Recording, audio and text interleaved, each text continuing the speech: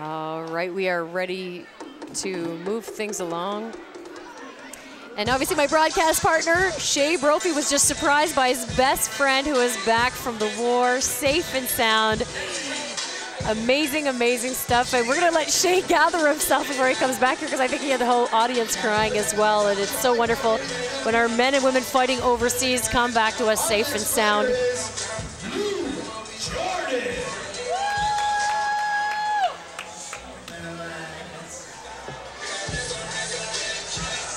All right, and next up, Lou Jordan making his way to the cage tonight. And some of these guys we get a chance to talk to, some of them we don't, but a lot of them just say, I'm here late, I gotta get in, I'm ready. This Lou was in there helping out some of the other fighters, go kind of a fighter slash trainer, pumped up, making his way to the cage, and his whole crew in there supporting him, greasing him up, getting him ready for the cage. Obviously, amateur MMA, a little different from amateur boxing. Amateur boxing, you can't come in with a beard. It's got to be all fresh shaven, but you can do that in MMA. You're going to see everything tonight. We have about a 6-inch high mohawk, red mohawk, coming into the cage tonight. So you're going to see a little bit of everything, because we do have so many fights on the card and so many fantastic matchups, 7 title fights on the card. We also have more dates for CageFightingLive.com. You can join us at Beatdown at the Dow. That's at the Dow Center in Saginaw Mission, May 21st, so next weekend. But check out Cage Fighting Live on Facebook and get a chance to see all the dates. You can also check out their website as well, CageFightingLive.com. Ladies and gentlemen, Rob Pursell. All right, and his opponent coming into the cage, Rob Pursell.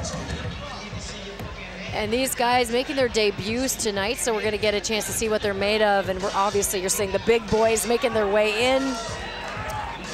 We are going to see a super heavyweight title fight tonight too, so there's going to be a lot of guys on the card, and that's what's great for my my broadcast partner, Shea Brophy. He's a heavyweight, getting a chance to see the guys up close and personal, being cage side. Greasing the guys up, and once again I want to remind you that not only next week at the Beatdown at the Dow in Saginaw, we also have Genesis Fight League live from the Gibraltar Trade Center in Mount Clemens. Now Ground and Pound Promotions will have this event. It will be tape delayed and rebroadcast, and the event in Owasso, Michigan. So, but don't forget, always try and show up to these fights, because it is so much different being in the crowd and supporting the fighters and getting a chance to be hit by blood and sweat and tears, just like we do sitting cage side.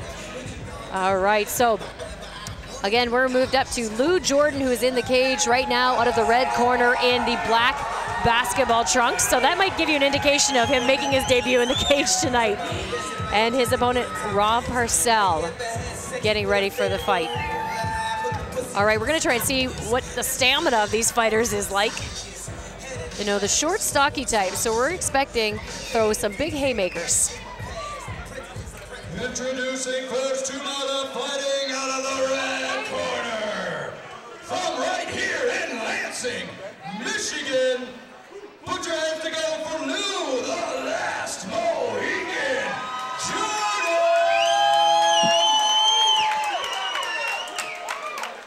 His opponent fighting out of the blue corner, standing to my right, from Grand Rapids, Michigan, scream for Rob Pursell! All right, I have a feeling. This bout is scheduled for 3-minute rounds. I have a feeling this is not going to go a full round. This is going to go about 45 seconds, and they'll either peter out, slow down, or someone's getting dropped with a big haymaker. So we have Lou Jordan from Lansing in the basketball shorts, and Rob in the white shorts from Grand Rapids. Goes for a little leg kick, chin a little high, but looking to throw some bombs, and they're trading them off. And I think that's what we want to see with the big boys. We just want to trade bombs, and he clipped him with, it was almost a jab, but maybe a hook. He slipped it. Oh, and you're seeing the rock him sock him. Oh, he just goes for the straight up street push. He's clipping him with that raw uppercut. Nice. I don't care who you are, you can't take too many of those. No, you can't. And the thing is, Rob's got to, he's dropping some bombs. He's got to learn to move afterwards, because you got to watch for those swinging haymakers to come back.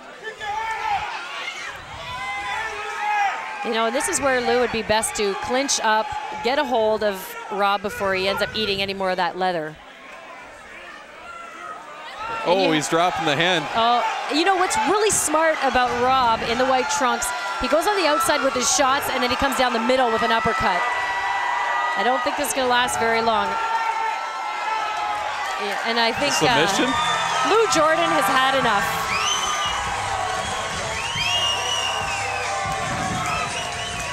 We'll see if I'm right. I thought it was going to be under 45 seconds. I think that was about 30 seconds. I don't know. It might have went about a minute. No way. Either way, you got to see some heavy damage on both sides.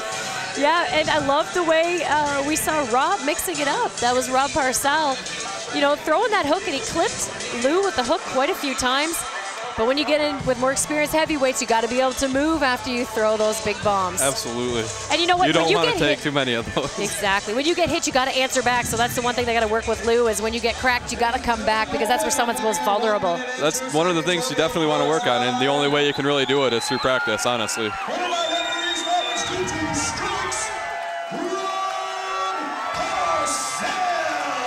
That's what we look for out of these kind of fighters, though, the big guys. Throwing some bombs and... Well, and that's the thing. We're going to see Rob in the future because I'm sure this has boosted his confidence even more. And I like the way he mixed things up. You know, I like to see guys mix the uppercuts with the hooks because then you have somebody looking all over the place. Where's the next one coming from? And then he brought a couple knees as soon as he put his head down. So he has the instinct. Good technique, he just has to be able to make a defensive move after he fires.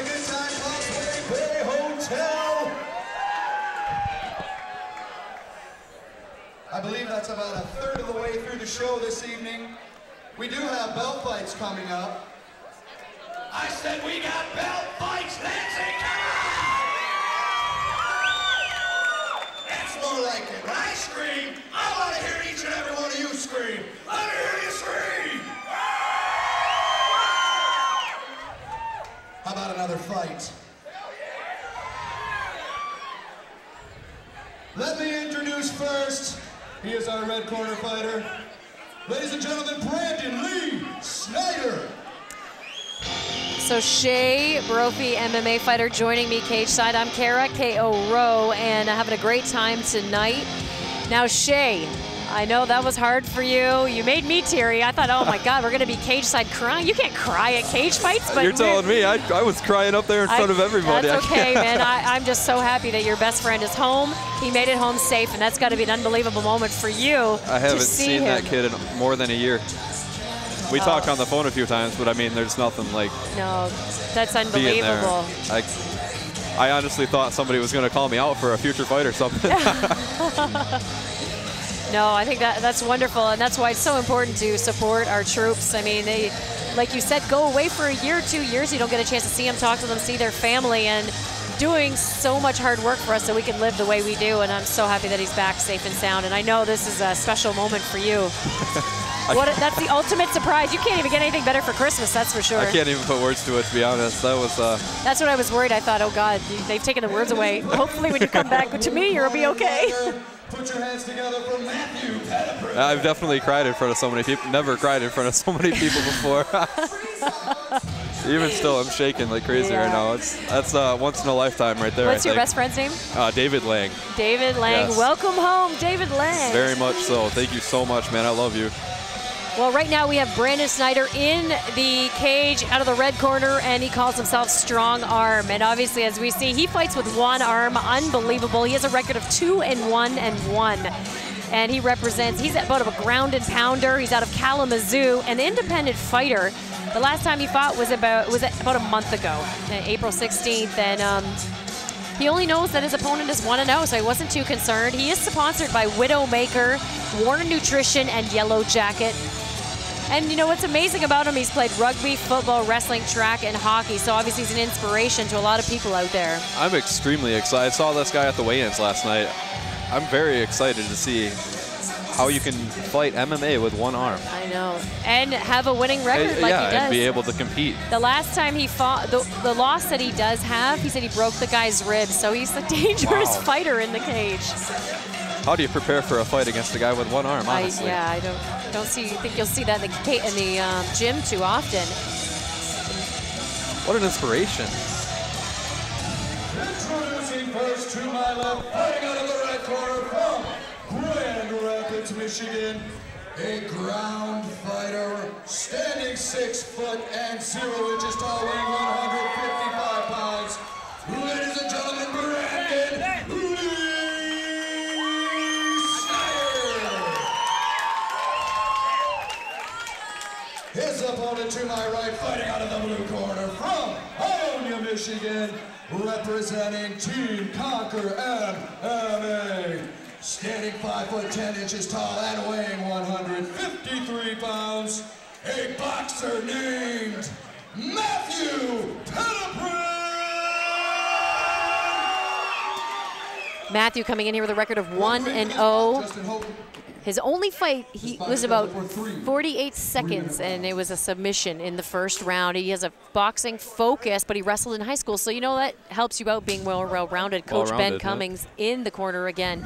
So we're going to get a chance to see Bradon mixing up his style, coming in as a southpaw position, and I love that he feints with, you know, and is you would say limitation, but it's not for Bradon. Goes for the takedown, and nice sprawl from Matthew. Good recovery. All right, great footwork from both fighters. Kind of moving themselves in and out and getting out of any damaging positions. The takedown by Brandon Lee. He can throw with that arm. That is amazing. You're so inspired right now. Seriously. I'm in a very inspired mood right now, I think. Looking to get him back on the ground, and as he said, he's more of a ground and pound, gritty type of fighter. Likes to get his opponents down. And he was upset about his one loss because he felt that the guy was just a little bit too heavy. This is the first time Bradon Snyder is fighting at 155. He usually fights at 170. Well, it's quite a difference, really. It doesn't sound like a lot, but when you experience it, it really is. Bradon on the bottom looking for I don't know what he's looking for there. He's looking for an uncomfortable position for his opponent. We'll go with that one. Matthew again on the top, Bradon on the bottom in the spandex. Matthew on top in the black trunks.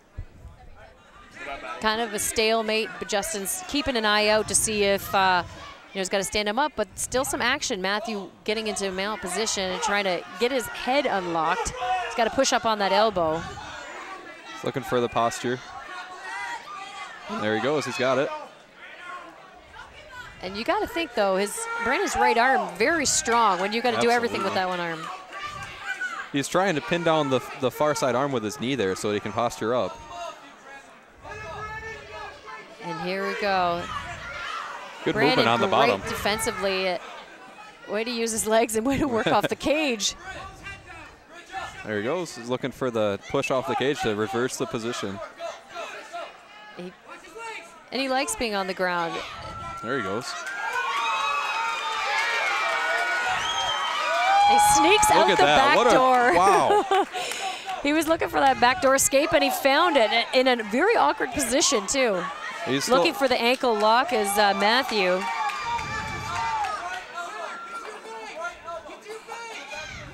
You know, and lucky for Matthew, he is sitting in his corner getting some instructions over there. Elbows by Bradon to the thigh. That's uncomfortable. That's painful. You know, and I think that's why he does such a good job, is he looks to do some damage at any angle that he finds. That's a good first round. Yeah, both fighters a little tired, and we're going to see who gets the best recovery coming out of that.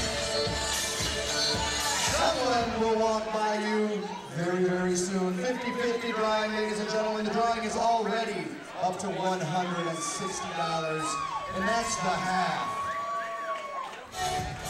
Doing the 50-50 draw. We should have got in on it just to get gas money, eh? Yeah, no kidding. What's going on? This is BS, these gas prices. All right, well, Matthew in the cage. He is in the blue corner in the black trunks, and we have Bradon Lee.